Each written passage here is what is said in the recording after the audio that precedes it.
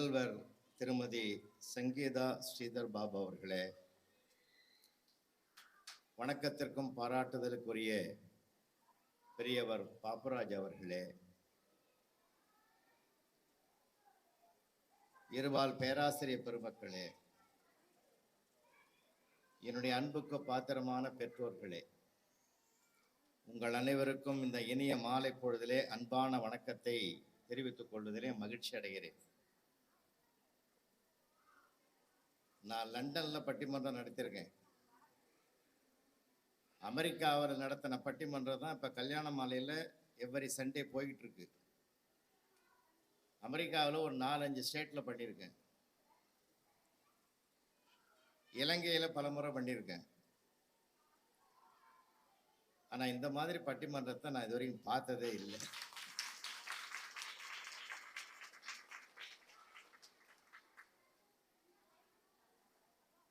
அதாவது எதுக்காவது பயம் இருக்குதா பார்த்தீங்களா?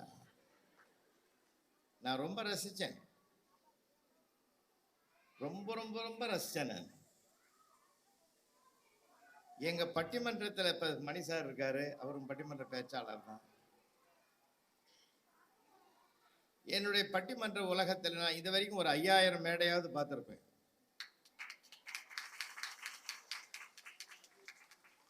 ஸ்கிரிப்டை கையில வச்சுக்கிட்டு பயந்துனே உட்காந்துருப்பான் எல்லாரும். ஒரு கையிலையும் ஒரு பிட்டு பேப்பர் கூட இல்லை.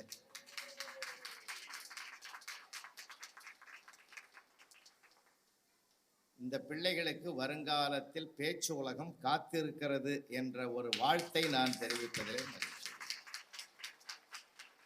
இந்த பிள்ளைகள் 9 பேருக்கும் பெற்றோர்கள் பலமா கைத்தட்டு கொடுங்க. நான் ரொம்ப கவனிச்சேன். ஏன்னா என் ஃபீல்டு இல்லையா, என் துறை இல்லையா, அதெல்லாம் சொல்றதுக்கு டைம் இல்லைன்னு கீர்த்தனா பேச்சு பார்த்தீங்களா? அது ஒரு வார்த்தை போதுமையா? அதெல்லாம் சொல்றதுக்கு பேரண்ட்டுக்கிட்ட இருக்கிற படுற பாடெல்லாம் சொல்றதுக்கு டைம் இல்லையா? உண்மையிலேயே அற்புதமா இருந்தது. கடைசியில வந்தாரு பாருங்க, அவரு இளைய பாரதியா. அவர் என்ன வேகமா வந்தாரு, வந்த வேகத்தை அந்த சவுண்டு வேகமா இருந்தது. எல்லாருமே, எல்லா பிள்ளைகளுமே, பேர் ஞாபகத்துக்காக சொல்றேன். இது மாதிரி நடுவர் ஒரு பெண் பாப்பையாவை நான் இன்னைக்கு தான் பார்த்தேன். சார், அந்தந்த பிள்ளைகள் அவங்கவுங்க பாட்டில் மனப்பாடம் பண்ணி அவங்கவுங்க இருக்கிற கருத்தை தெரிவிச்சுக்கிறது, அது நியாயம், அது சிறப்பு. அந்த 4 நாள் 8 பேரை பற்றியும் மனசுக்குள்ள வச்சு ஒவ்வொரு பிள்ளைய கூப்பிட்டு பேச வச்சது பார்த்தீங்களா? ஃபேண்டாஸ்டிக். அதுதான் மிகச்சிறப்பு. 2வது, குழந்தையான இயல்புடையது. பேசிட்டு எல்லா பிள்ளைகளும் நாற்காலில் உட்காந்து காலாட்டின்னு உட்காந்துருந்தது. அதுதான் குழந்தைத்தனம். குழந்தைகள் வைரங்கள், அவர்களை திட்டாதீர்கள், தீட்டுங்கள், இன்னும் பிரகாசிப்பார்கள். அது பெற்றோர்களுக்கும் பங்குண்டு, ஆசிரியர்களுக்கும் பங்குண்டு.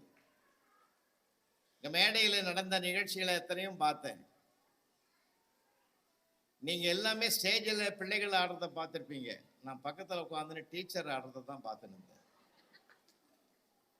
அத்தனை டீச்சர் அங்கே உட்காந்துக்கிட்டு ஆக்ஷன் கொடுத்து தனக்கு ஒப்படைக்கப்பட்ட பொறுப்பை சிறப்பாக செயல்படுத்த வேண்டும் என்ற பொறுப்பை சுமந்து கொண்டு அக்கறையோடு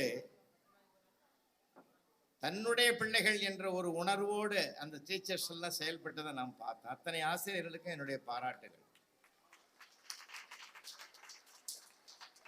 குறிப்பாக பட்டிமன்றத்தை தயார் செய்த ஆசிரியை சகோதரி பிரியதர்ஷினிக்கு என்னுடைய அன்பான வாழ்த்துக்கள். ஏன்னா இது பிராக்டிஸ் கொடுக்கணும், நிறைய கொடுக்கணும். ஒரு பிள்ளை கூட ஃபெயிலியர் இல்லை. ப்ரொஃபஷனல் ஸ்பீக்கர்ஸ் நாங்கள் படுற பாடு பெரும்பாடாக இருக்குது. எந்த அவையில் எப்படி பேசணும்னு ஒரு தர்மம் இருக்கு, யாருக்கு பேசணும்னு இருக்கு, எப்படி பேசணும்னு இருக்கு. அதை முறையாக அத்தனை பிள்ளைகளுக்கும் சொல்லிக் கொடுத்து, அதை பயிற்சி கொடுத்து, முயற்சியோடு செய்திருக்கிறன்னா சாதாரண விஷயம் இல்லை. அதே மாதிரி நடந்ததுல நாம் பார்க்கும்போது அந்த நேஷனல் தேசிய கொடியில தொடங்கி தேசிய கீதத்துல முடிச்சிருக்காங்க. அதை ஒரு யூனிஃபார்ம், ஒரு முறை வைப்பு, ஃபேண்டாஸ்டிக். அந்த ஆசிரியையும் நான் பாராட்டுறேன். ஏன்னா இதுல இருந்து தொடங்கி இதில் முடியணும், ஜிக்ஜாக் இருக்கக்கூடாது, கரெக்டா தொடர்பா அழகா பண்ணாங்க. அது அதுல பிள்ளைகளும் கேட்கிற கேள்விகள்லாம் அற்புதமா பதில் சொன்னாங்க. அதாவது பெரியவங்க வளர்ந்தவர்கள் பேசுறதுல ஒன்றும் பெரிய ஆச்சரியம் இல்லை. வளரும் தளிர்கள் பேசுவதுதான் தமிழுக்கே பெருமை, இந்த மொழிக்கே பெருமை, பெற்றோருக்கு பெருமை, ஆசிரியர்களுக்கு பெருமை. இதை உருவாக்கி கொண்டிருக்கிற கரஸ்பாண்ட் நம்முடைய ஸ்ரீதர் பாபுவுக்கு பெருமை. ஏன்னா அவங்க ஆர்வத்தோட பிரின்சிபால் அம்மாவுக்கு பெருமை. ஏன்னா மேல வழி நடத்துகிற தலைமை எவ்வழியோ அதனால்தான் வழி நடப்பவர்களும் சரியாக வருவார்கள். ஒரு ஆச்சரியமான விஷயம் என்னன்னா, சேஷாத்திரி பள்ளிக்கூடம் இங்க தொடங்குது இல்லையா பாடசாலையில, அந்த தொடக்க காலத்தில் என்னுடைய மகனும் என்னுடைய மகளும் அந்த பள்ளியில் தான் படித்தார்கள். இன்னைக்கு சாப்ட்வேர் லைன்ல பெரிய ஒரு மேனேஜிங் டைரக்டரா இருக்கிறான் என்னுடைய பிள்ளை. என்னுடைய மகள் SRM பல்கலைக்கழகத்தில் ப்ரொஃபஸரா இருக்கா, டாக்டர் வித்யான்னு. அந்த பிள்ளைகள் எங்க படிக்கிறாங்கன்றதுல எப்படி படிக்கிறாங்க, எப்படி வழி நடத்துறாங்கன்றது தான் முக்கியம். ஐயா பாப்பராஜ் அவர்கள் இந்த நிர்வாக பொறுப்பை ஏற்ற பிறகு மிக பிரகாசமாக இதை வளர்த்து வருகிறார். அவருக்கு என்னுடைய அன்பான வாழ்த்துக்கள். ஏன்னா எந்த ஒரு செயலையும் ஒரு இன்வால்மெண்ட் இருக்கணும். உண்மையிலேயே இந்த பிள்ளைகள் எனக்கு ரொம்ப ரொம்ப ஆச்சரியமா இருக்கு. இது மாதிரி ஒரு பட்டிமன்றம் வைக்கிறாங்க தெரிஞ்சிருந்தா நான் மெகா டிவி வர வச்சு ஷூட் பண்ணியிருப்பேன், உலகத்துக்கு போட்டு காட்டினேன் சார். ஒருவேளை நெக்ஸ்ட் டைம் நீங்கள் பண்ணீங்கன்னா சொல்லுங்கள், நான் கொண்டாந்து அதெல்லாம் எல்லாரும் செய்ய முடியும்.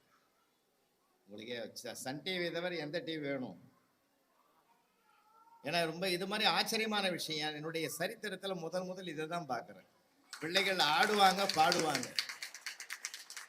உண்மைம்மா, விளையாட்டுகள்ல. ஏன்னா அதனுடைய அருமையும் பெருமையும் எனக்கு தான் தெரியும். இன்றைக்கும் வளர்ந்த பேச்சாளர்களுக்கு ஒரு மேடைக்கு நான் அழைச்சிக்கிட்டு போனேன்னா நான் ஃபெயிலியர் ஆகிடக்கூடாதுன்னு சொல்லி அவங்களுக்கு சில டிப்ஸ் கையில கொடுத்து வர சொல்லுவேன். ஏன்னா ஒரு மேடைன்றது லேசான விஷயம் இல்லை. நான் கூட படிக்கிற காலத்துல 8வது படிக்கிற போது மேடையில பேச்சு போட்டியில ஃபர்ஸ்ட் பிரைஸ் வாங்கினவன்.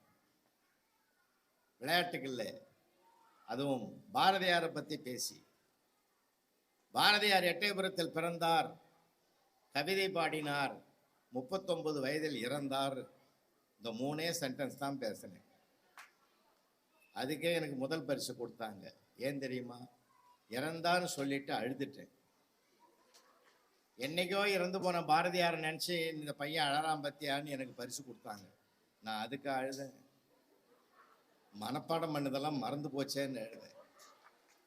தெரிஞ்சோ தெரியாமலோ எனக்கு வந்த பரிசு தக்க வைக்கிறதுக்கு தான் போராடினேன். இன்னைக்கு வேர்ல்டு ஃபுல்லா போயிட்டு வரேன். உலக நாடுகள் போகாத நாடே கிடையாது. இன்னைக்கு உலக மகளிர் தினம் இல்லையா?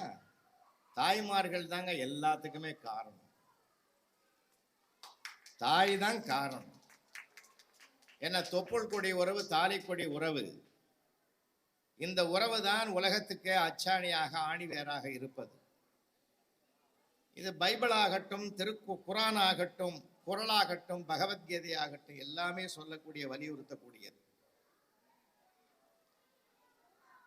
இன்றைக்கும் தர்மம் கொஞ்சம் உயிரோடு இருக்குதுன்னாக்கா அது தாயினுடைய பெண்கள் தான் காரணமாக இருக்கிறார்கள். நான் இதே போர்டு ஸ்கூல்ல, பாய்ஸ் ஸ்கூல்ல ஒரு 18 வருஷம் பணியாற்றினேன். பிறகுதான் HMR சிட்லப்பாக்கம் ஹைஸ்கூலுக்கு நான் போன பிறகுதான் அந்த பள்ளிக்கூடத்தை உருவாக்கி கொடுத்தோம். படிக்கிற பிள்ளைகள் இடத்துல பார்க்குறீங்கன்னாக்கா ஒரு பெண்ணுக்குன்னு ஒரு குணம் இருக்கும், பையனுக்கு ஒரு குணம் இருக்கும். எப்பவுமே ஒரு மென்மையை நோக்கி மேன்மைகளை படைக்கக்கூடிய சரித்திரம் தான் பெண்களுக்கு இருக்கும். சின்ன உதாரணம் ஒன்று சொல்றேனே, எழுதுற கடை ஆன்சர் எழுதுற போது கூட நான் ஆச்சரியப்பட்டது உண்டு. பல பேப்பர்லாம் இன்னும் பண்டல் பண்ணி வச்சிருக்கேன். அறத்தோட இருந்தாதான் ஒரு பதிலை எழுதும் பொண்ணு. இன்னும் சொல்லணும்னா வெளிப்படையா இறங்கி வந்து சொல்றேன். ஒரு கேள்விக்கு ஆன்சர் தெரிஞ்சா மட்டும்தான் ஒரு பெண் பிள்ளை எழுதும். தெரியாட்டாலும் பக்கம் பக்கமா எழுதுறோம் நம்மால் தான். அப்படிதான் ஒரு கேள்வி கேட்ட, இந்த பூகம்பம் எப்படி வருவாங்க என்ன ஆகும்னு கேட்டிருந்தேன். எந்த பெண்ணும் அதை பத்தி எழுதலை. ஆனா ஒரு பையன் எழுதியிருக்கான். வானம் வெடித்து சிதறும், பூமி பிளக்கும், கடல் கொந்தளிக்கும், வெள்ளம் பெருக்கெடுக்கும், எங்கள் தமிழையா முதலில் போய் விடுவார்னு எழுதினான். அவரை தொடர்ந்து ஆடு மாடுகள்லாம் போகும்னு எழுதியிருந்தான். எதை அனுப்புறான் பாரு. அவனை கூப்பிட்டு கேட்ட, மனசாட்சி இருக்காடா? இப்படி எழுதியிருக்கிற எந்த பெண் பிள்ளையாவது எழுதிக்குதா பத்தியா? ஏன்டா இப்படி எழுதுனேன்னு ஓன்னு அழுதான். 7th படிக்கிற பிள்ளை அழுதான்னா தான் செய்த அது தவறுக்கு வருந்தி அழுகிற ஒரு பிள்ளைய அதை விட ஒரு மன்னிப்பு உலகத்திலே கிடையாது. சரி அழாதரன்னா அதுக்கு அழுவல. நீ படிச்சு பார்த்து திருத்துவேன்னு நான் நினைக்கவே இல்லைன்னா. நான் பெற்றோர்களுக்கு சொல்றேன், ரொம்ப கண்டிக்காதீங்கம்மா. பிள்ளைகளை ரொம்ப கண்டிக்காதீங்க. அவன் போக்குல விடுங்க. நீங்க திணிக்கிறத விட அவனுக்கு உள்ள என்ன இருக்குன்னு பாருங்க. இப்ப இந்த பிள்ளைகள் என்ன இதெல்லாம் நீங்க எதிர்பார்த்திருப்பீங்களா? வீட்டில் இதெல்லாம் சொல்லி கொடுத்தா சொல்லுமா? அது அவங்களுக்கு ஆசிரியர் தான் எல்லாமே. அதனால்தான் பெற்றோர்கள் 2ஆம் நிலை ஆசிரியர்கள், ஆசிரியர்கள் முதல் நிலை பெற்றோர்கள். 2 பேரும் மாறணும். என்ன அழகா நம்ம வீட்டு பிள்ளைகளுக்கு இவ்வளவு திறமை இருக்குது இல்லை? ஆடவும் பாடவும் பேசவுமான திறமைகள் இருக்குல்ல. படிப்பு மட்டுமே திறமை இல்லை, மார்க் மட்டுமே திறமை இல்லை. அவர்களுக்கு உள்ளே இருக்கிற மதிப்பு தான் மிக மிக முக்கியம். நம்ம நிறைய பேரு அந்த குழந்தைகளுக்கு பிடிக்காத வார்த்தை தான் பேசுறோம். என்ன வார்த்தை? ஹோம்ஒர்க் எழுதிட்டியான்னு கேட்காதீங்க.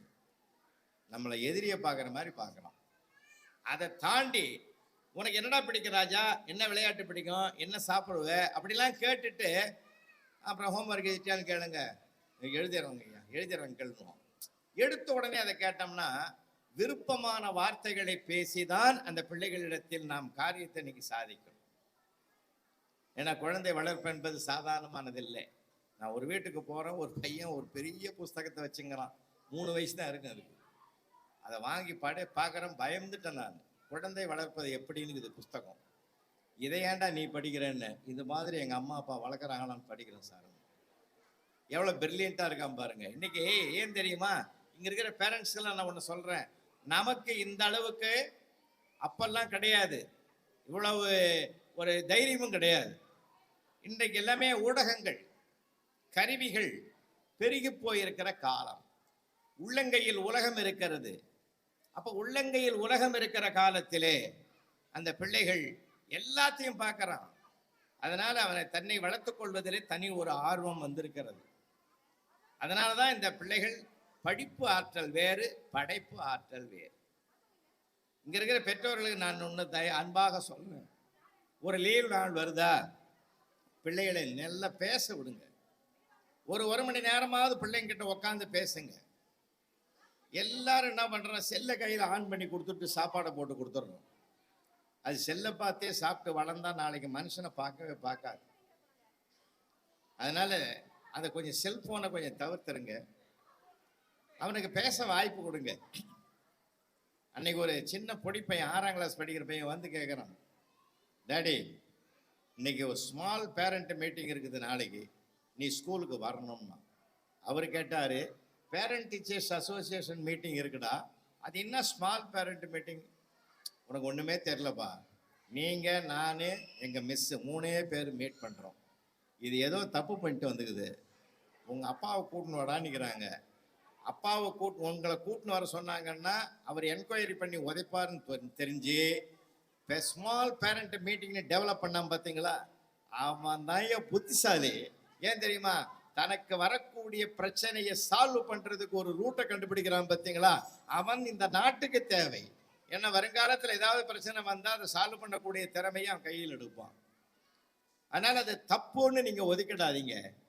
தப்பு நான் எங்க பிள்ளைகள் பண்ணாத தப்பா? அதனால்தான் ஆசிரியர்கள் தான் அதை மன்னித்து மன்னித்து ஏற்றுக்கொள்ளுகிறார்கள். ஏன்னா அடுத்த பெற்றோர்கள் அவங்க தான். எனக்கு ஒரு பையன் எழுதியிருந்தான், அந்த பிள்ளைகள்லாம் பார்த்தீங்களா, தேசிய பறவை என்ன, தேசிய பூ என்ன, எல்லாத்தையும் என்ன விளக்கமா அழகா சொல்லிச்சு. அப்போ என் பையன் பண்ணது எனக்கு ஞாபகம் வந்தது. கிளியையும் மயிலையும் ஒப்பிட்டு எழுதுன்னு எழுதினேன். 2 வரியில் எழுதிட்டான். கிளி ஜோசிய பறவை, மயில் தேசிய பறவைன்னு எழுதிட்டான். அதனால பசங்கன்னாலே அப்படித்தான் சார் இருப்பான். குழந்தைகள் இடத்துல நிறைய பேசுங்க. அப்பாவுக்கு பேசுறதுக்கு நேரம் இருக்காது, அம்மாவாவது குறைஞ்சபட்சம் ஒரு 1/2 மணி நேரம் பேசுங்க. ஊர் உலகத்தை பத்தி நிறைய சொல்லி கொடுங்க. பாடம் மட்டுமே அறிவு ஆகிவிடாது. படிக்கிற பாட புஸ்தகம் மட்டுமே அறிவில்லை, அதை தாண்டி நிறைய விஷயம் இருக்கு. ஏன்னா நீங்க உறவு பத்தி சொல்லிக் கொடுங்க, அங்க உங்க தெருவை பத்தி சொல்லிக் கொடுங்க, யார் வார்டு மெம்பர்னு சொல்லிக் கொடுங்க, யாரு நம்முடைய எல்லா பேரும் தெரிஞ்சிருக்கணும் அவனுக்கு. எல்லாம் தன்னுடைய சுற்றி இருக்கிற சூழ்நிலையை அவனுக்கு தெரிஞ்சிருக்கணும். நான் கற்பனையா சொல்றது உண்டு. ஒரு 10 வயசு பையனை ஒரு அம்மா அப்பா கூட்டிகிட்டு ஒரு ஜூவுக்கு போயிருக்காங்க. அம்மாவும் அப்பாவும் எல்லா மிருகங்களும் பார்க்க போயிட்டாங்க. இந்த பையன் புலிக்கூண்டை விட்டு நவரவே இல்லை. 1 மணி நேரமா அதையே பார்த்துங்கிறான். புலியே டென்ஷன் ஆகி கம்பிக்குள்ள கையை விட்டு ஓங்கி ஒரு அரை இது கீழே விழுந்துடுறான். பக்கத்தில் இருக்கிற நெறி கேட்டுதான், நன்றி கெட்ட புலியை எங்களெல்லாம் பார்க்காம ஒன்னதானே 1 மணி நேரமா பார்த்தான், அவனை எதுக்கு மயக்கம் போடுற அளவுக்கு வாயை மூடு. 1 மணி நேரமா என்னை பார்த்து என் காது பக்கமா வந்து என்ன சொன்னான்னு தெரியுமா, எம்மா பெரிய போனன்றான். அது எனக்கு எவ்வளோ பெரிய அவமானமா இருக்குது தெரியுமான்னு. அவனுக்கு பூனை எதுன்னு தெரியல, புலி எதுன்னு தெரியல. உலகத்தை கொஞ்சம் சொல்லி கொடுங்க சார், உறவுகளை சொல்லி கொடுங்க சார். என்னையே ஒருத்தன் கேட்குறான், ஐயா என் தம்பி வீட்டுக்கு போனேன், மேலே இருந்து லேப்டாப்பை கையில் மூழ்கி கெட்டுக்கிட்டே கீழே இறங்கினவன் கேட்குறான், சார் உங்களை இங்கேயே பார்த்த மாதிரி இருக்குது, ஃபேஸ்புக்லேயே ட்விட்டர்லேயே வாட்ஸ்அப்லேயாண்ணா. டே உங்கள் பெரியப்பாடா நானுன்னு. ஏன்னா நீங்கள் உறவுகள் தெரியல அவனுக்கு, ஊரில் இருக்கிறவன் தெரியல. அதனால அவங்களுக்கு பிள்ளை சில விஷயங்கள் சொல்லிக் கொடுங்க, அப்பப்போ சொல்லிக் கொடுங்க. தினம் 2வது மார்க்கே வாங்காட்டாலும் அந்த பிள்ளையை பாராட்டுங்க. 10 மார்க் வாங்கியிருக்கிறானா அவனை திட்டாதீங்க, அவனை அப்படியே முதுகில் தட்டி கொடுங்க. உங்க அப்பாவை விட கூட 2 மார்க் வாங்கியிருக்கிறான்னு சொல்லுங்க, அவன் சந்தோஷப்படுவான். அப்பா 8 தானே. குழந்தைகளை நாம புரிஞ்சுக்கணும். அதனால இப்போ கூட நான் ஒன்று பார்த்தேன், ஒன்று சொல்லி நான் நிறைவு செய்கிறேன். 10 வருஷத்துக்கு பிறகு ஒரு அப்பா பையனை கூப்பிடுறாரு. எப்போ? 10 வருஷத்துக்கு பிறகு கூப்பிட்டு, இப்போவாவது சொல்றா, நீ வளர்ந்துட்ட, பெரிய ஆளாயிட்ட, நீ 7வது படிக்கிற போது கணக்கு பேப்பரோட வந்த, 90 மார்க் பார்த்தேன், நீ 90 வாங்குறவன் இல்லை. அப்பயே கேட்டேன், அந்த பூஜ்யத்தை நீ தானடா போட்டேன்னு. அப்ப இல்லைன்னு. இப்போவாவது உண்மையை சொல்றா. சத்தியமா சொல்றேன்பா, அன்னைக்கு சொன்னதே தான் சொல்றேன், அந்த பூஜ்யத்தை நான் போடவே இல்லை. எப்படிடா வந்தது? நான் 9 தான்பா போட்டேன்னா. அதனால என் பிள்ளைகளை நம்ம ரசிப்போம், அவங்களோட கலகலப்பா இருப்போம். அம்மா அப்பாவை எப்போ பார்க்கணுன்ற ஆசை அவனுக்கு இருக்கணும், டீச்சரை எப்போ பார்க்கணுன்ற ஆசை இருக்கணும். அந்த ஆசைதான் பாசத்தோடு அவனுடைய வளர்ச்சிக்கு மிகப்பெரிய காரணமாக இருக்கும் என்பதனால் உளவியல் அடிப்படையிலே குழந்தைகளை நேசிப்போம், சுவாசிப்போம், நிச்சயமாக உயர்வார்கள். அனைவருக்கும் என் வாழ்த்துக்கள். நன்றி. ரொம்ப மிக்க நன்றி சார். Thank you so much.